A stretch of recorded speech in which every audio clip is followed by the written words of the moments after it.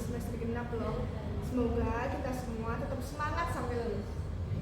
Kali ini kita akan kedatangan narasumber yang istimewa dan keren banget guys. Dan kita nanti akan ngobrol-ngobrol seputar kasus tentang sosial emosional anak usia dini yang sekarang akhir-akhir ini marak terjadi dan banyak banget kita temui.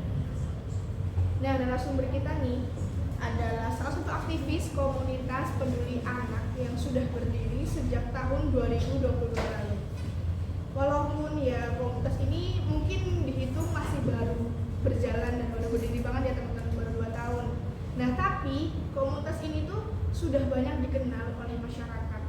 Nah, teman-teman ECKawan pasti udah gak sabar banget kan lihat siapa narasumber kita. Mari kita sambut, please welcome Kak Yuni.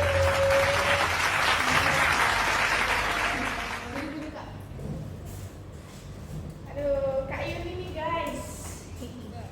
Halo Kak Yuni, gimana nih Kak kabarnya hari ini Kak? Halo Kak Amel, alhamdulillah baik. Kak Amel sendiri gimana nih? Alhamdulillah aku baik juga nih Kak. Mungkin untuk mempersingkat waktu, karena mungkin EC kawan sudah gak sabar nih mau dengerin apa pembahasan kita kali ini. Jadi kita langsung masuk ke topik pembahasan podcast kita kali ini ya Kak. Jadi itu kita mau bahas tentang kasus sosial emosional anak usia dini Kak yang sering terjadi di luar sana Kak.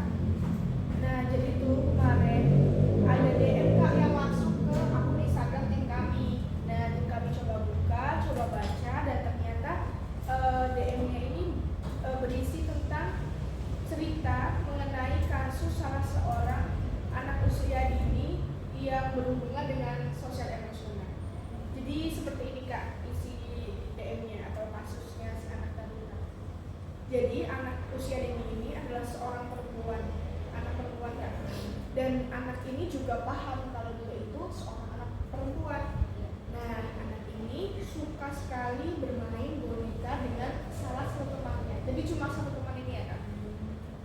Nah, ketika teman mainnya tadi itu nggak mau main boneka nih sama dia itu kayak bingung gitu Kak, nggak mau cari alternatif. Aku harus main apa selain main boneka sama dia. Nah, menurut akun yang DM kami ini, menurut beliau, anaknya ini tuh kemungkinan belum tahu atau bingung apa yang jadi keinginannya. Karena yang tadi dibahas kalau dia itu nggak bisa cari alternatif lain, kayak bingung. Dia kalau nggak main boneka sama temennya ini, dia mau ngapain gitu. Dan anehnya juga, si anak ini marah sama temennya itu yang nggak mau main boneka sama dia.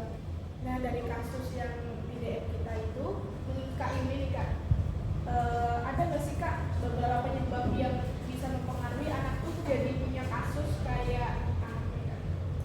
Kak Amel, dari pertanyaan itu sih ada ya Kak. Itu yang pertama egoservis, yang kedua kurang percaya diri, sama tidak bisa mengenali diri sendiri. Ada 3 penyebab ya Kak? Iya. Lumayan.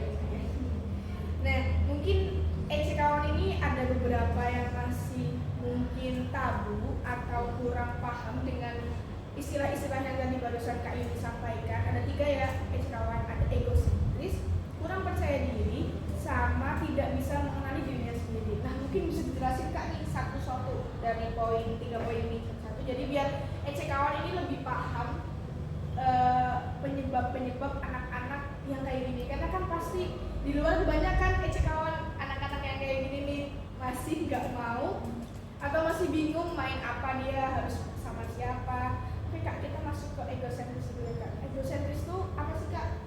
Jadi egoservis ini, si anak ini nggak mau main selain sama teman bonekanya itu. Gitu, Kak Amel. Oh, jadi ini si anak masih egois gitu kawan, masih belum mau dia join ke grup lain lah, istilah keren kita tuh. Jadi itu anak ini cuma join atau merasa secure atau merasa aman sama temen yang boneka ini aja kali ya Kak. Jadi dia nih mungkin kurang masih malu atau kurang pede gitu, dia harus join atau harus cari temen selain temen bonekanya tadi. Terus yang kedua nih Kak, kedua katanya kurang percaya diri ya Kak. Nah, itu gimana tuh? Untuk kurang percaya diri ini, jadi si anak ini kurang pede atau kurang terbuka buat gabung main boneka sama anak yang lain.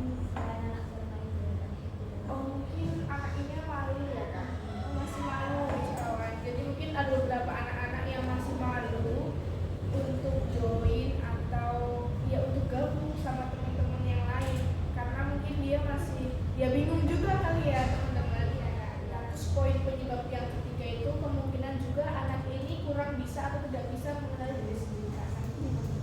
Jadi si anak ini bingung selain main boneka tuh main apa, karena dia nggak bisa mengenali kesukaan dia sendiri selain bermain boneka. Oh iya, gitu kawan. Jadi mungkin gak cuma anak usia dini kali ya, kita sebagai orang-orang anak-anak yang udah lebih dewasa, udah istilahnya udah setahap lebih atas dari anak usia dini aja, kadang-kadang kan masih bingung kan, kita tuh sebenarnya maunya apa, yang kita rasa itu lagi sedih, lagi kecewa, atau lagi gimana, kan kita juga bingung, kita aja yang anak gede kayak gitu, apalagi yang anak usia dini kan, kawan. Nah, Kak, sebagai seorang mahasiswi yang semuanya itu harus lebih faktual dan konkret.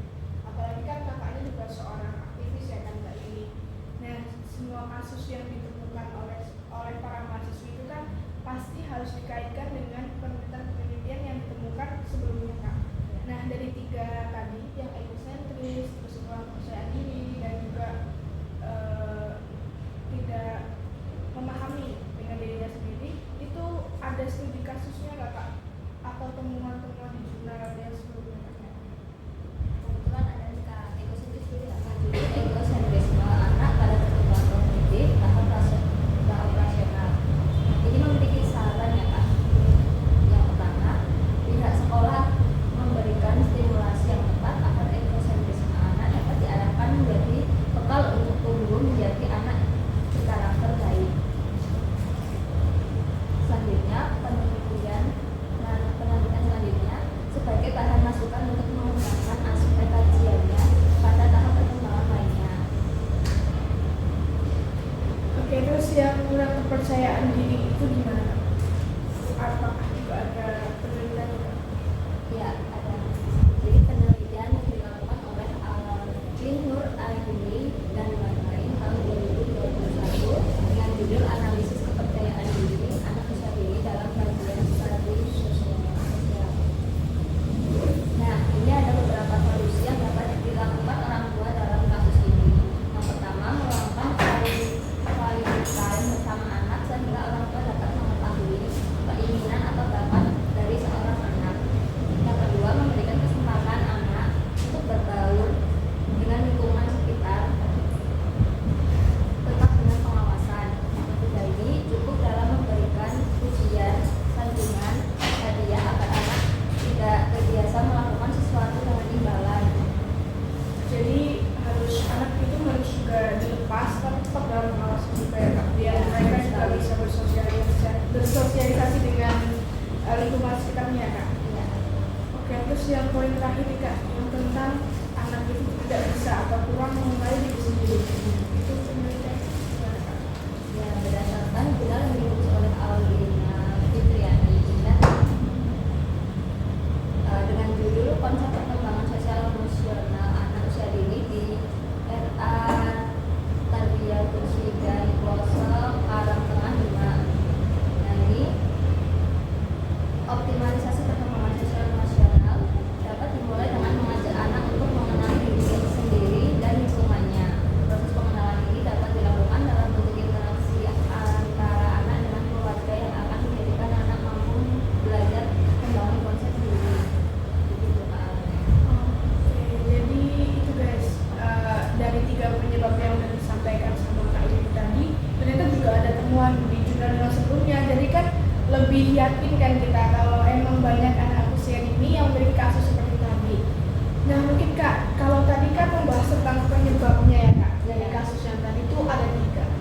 Nah dari tiga penyebab tadi itu solusi apa yang kira-kira bisa diberikan kali ini? Entah itu mungkin dari segi pemberian solusi buat di rumah atau untuk rancangan di sekolahan atau bagaimana? Ini untuk rancangan di sekolah kan ya. Pertama, egosentris. Egosentris ini pembelajaran proyek berkelompok dan mengajak anak berbagi.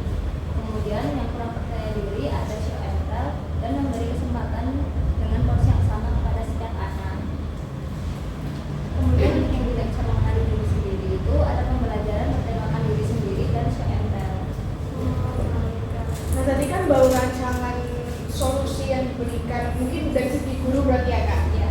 Nah dari rancangan tadi tuh gimana nih kak program atau kegiatan konkretnya yang bisa dilaksanakan di sekolah itu atau pemberian stimulasi yang diberikan guru oleh anak itu konkretnya yang seperti apa kak? Mungkin kita bahas mulai dari yang egosentris ya kak. Ya. Tapi ada dua ya Pak Amel. Iya, ada pembelajaran proyek berkelompok Iya. sama mengajak anak berbagi. Ya. Untuk pembelajaran proyek berkelompok ini bisa membuat sebuah proyek bertemakan taman sayur di halaman sekolah. Jadi proyek ini anak akan bekerja sama untuk menanam dan merawat tanaman secara berkelompok. Kemudian anak akan belajar tentang siklus-siklus dalam menanam serta bertanggung jawab bersama dalam merawat tanaman tersebut.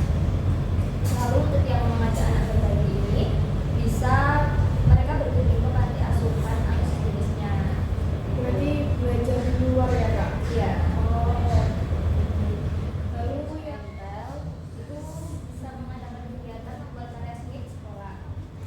Kegiatan ini anak diminta untuk memamerkan hasil karya tersebut dan menceritakan masing-masing hasil karya yang sudah dibuat oleh anak. Lalu memberikan kesempatan dengan porsi yang sama kepada anak ini, misalnya memberikan kegiatan berbagi mainan kepada setiap anak. Saat anak bermain di ruang kelas, anak-anak diajarkan untuk berbagi mainan dengan teman-temannya secara bergantian gitu Pak. Sehingga setiap anak memiliki kesempatan untuk bermain dengan mainan yang dibawa. Oke kak, di poin yang terakhir ini kan tadi ada dua kegiatan juga ya kak yang Iya. tidak bisa mengenali diri sendiri, juga ada dua solusi. Nah pertama itu ada pembelajaran bertemakan diri sendiri sama show and tell kak. Nah, ini pembelajaran konkret seperti apa kak? Untuk pembelajaran memperkenalkan diri sendiri ini misalnya dengan anak membuat buku tentang dirinya sendiri. Jadi anak-anak dapat membuat buku sederhana yang berisi tentang diri mereka sendiri seperti nama, usia, keluarga, hobi, dan hal-hal yang tidak disukai anak. Dan dengan kegiatan seperti ini dapat membantu anak untuk mengenali dan merasa merasa bangga terhadap identitas mereka sendiri. Lalu yang terakhir kak? Random ini misalnya anak membawa foto keluarga, anak membawa foto keluarga mereka dan memperkenalkan keluarga mereka seperti ayah, ibu, adik atau kakak. Anak menceritakan tentang kesukaan makanan keluarga mereka, minuman dan kegiatan favorit. Jadi suruh kayak presentasi gitu ya kak kalau kita bahas tentang Iya ya kak. Betul sekali, Amel. Oke kak, ini nggak kerasa ya, udah lama banget kayak kita bahas-bahas ya kak. Dari tadi ada satu kasus yang kita dapat dari DM, terus kita bahas apa penyebab kasusnya, terus kita bahas juga temuan-temuan peneliti sebelumnya, terus kita juga bahas rancangan solusi yang bisa diberikan dari segi guru ke anak muridnya, juga bagaimana kegiatan konkretnya yang bisa kita lakukan di sekolah ya kak. Oke kak, ini terima kasih sekali atas sharing ilmunya sama abang Ece kawan juga. Makasih juga udah nyempetin waktunya buat datang ke podcast kami di sini. Yang mungkin kak ini harus merelakan beberapa kegiatan karena kak ini kan aktivis guys. Dan semoga ya kami bisa menambah pengetahuan dan pemahaman kita semua. Dan buat Ece kawan yang mau ada request topik obrolan, boleh banget nih langsung komen di bawah video ini ya guys. Semoga bisa memberikan berkah untuk kita semua. And you guys, see you to the next video.